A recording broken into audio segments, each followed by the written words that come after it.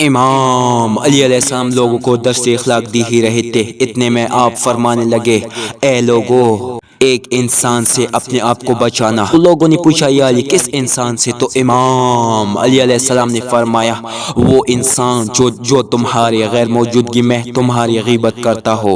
یاد رکھنا جو انسان تمہاری غیر موجودگی میں تمہاری غیبت کرتا ہے تو اس انسان سے دور رہنا، تم ہزار مصیبتوں سے بچ جاؤ گے، کیونکہ وہ تمہارے لیے منافق اور تمہاری کامیابی کے لیے دشمن ہے۔ تو کسی نے عرض کیا یا علی میرے ہزار دشمن ہے اور ہر کوئی میرے غیبت کرتا ہے، مجھے کوئی ایسا عمل بتائے جس سے میرے دوست زیادہ اور دشمن کم ہو اور دشمن ہی مجھ پہ حاوی نہ ہو۔